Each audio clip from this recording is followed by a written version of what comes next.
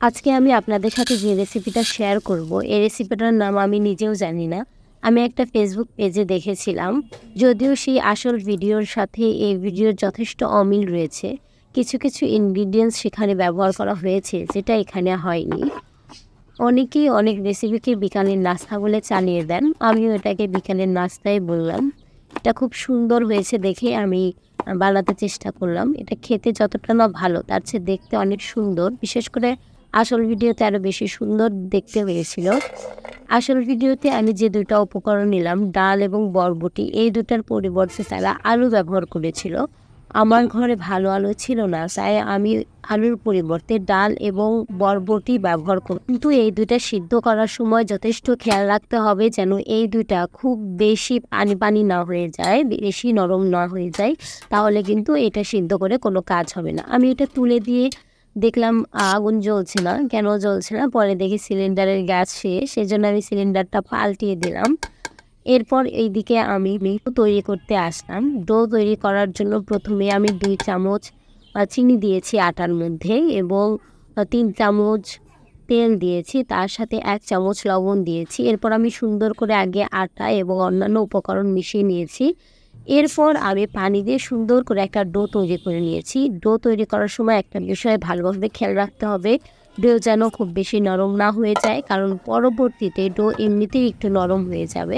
আমি ডোটা তৈরি করে নিয়ে তেল দিয়ে মাখিয়ে ঢেকে রেখে দিলাম এবং এইদিকে চলে আসলাম যে ডালের কী অবস্থা। মোটামুটি হয়েছে, আর একটু হবে কারণ ডালটা একটু সিদ্ধ হতে সময় লাগছে। এরপর আমি পেঁয়াজ এবং মরিচ কেটে নিয়েছি এবং ওই ডালটা তুলে নিয়েছি একটা বাটিতে। এরপর আমি ওই ডাল এবং বরবটি সিদ্ধর সাথে একটু চালের গুঁড়া দিয়েছি। এখানে চালের গুঁড়ার পরিবর্তে কর্নফ্লাওয়ারও ইউজ করা যেতে পারে। এরপরে আমি মরিচ, পেঁয়াজ, লবণ, হলুদ, জিরার গুঁড়া, জিরা, আদা রসুন বাটা এবং তেল দিয়ে ভালো করে ওপরের সাইডটা আগে মাখিয়ে নিয়েছি। পেঁয়াজ এবং মরিচ কাটার সময় খুব ভালোভাবে খেয়াল রাখতে হবে যেন এগুলো খুব বেশি বড় না হয়ে যায়, কারণ বড় হলে এটা আটার মধ্যে থাকবে না। এরপর আমি এগুলোকে সুন্দর করে মাখিয়ে ঢেকে নিয়েছি এবং এর আগে আমি যে আটাটা গুলে রেখেছিলাম সেই আটাটা আমি বের করে নিয়ে 2টা ভাগে ভাগ করে নিলাম। আমি 2টা রুটি বানাবো, 2টা রুটি সেম হবে, সমান হবে।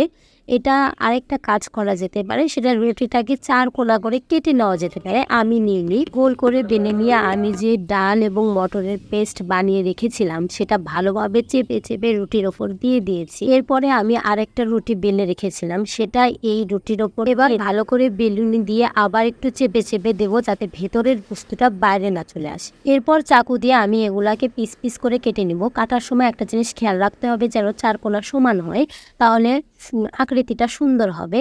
এরপর আমি এই যেভাবে দেখাচ্ছি এভাবে আমি শেপ দিয়ে নিলাম। আপনারা চাইলে অন্য শেপেও দিতে পারেন। আমার এই শেপটা খুব ভালো লেগেছিল বলেই এই রেসিপিটা করা।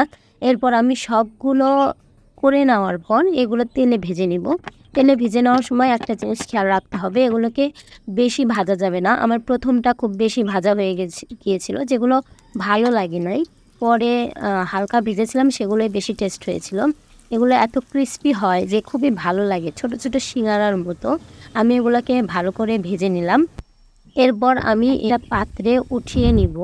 এটার একটা নির্দিষ্ট নাম না থাকলেও আমি একটা নাম দিয়েছি, সেটা হচ্ছে তেলে ভাজা কামারাঙ্গা।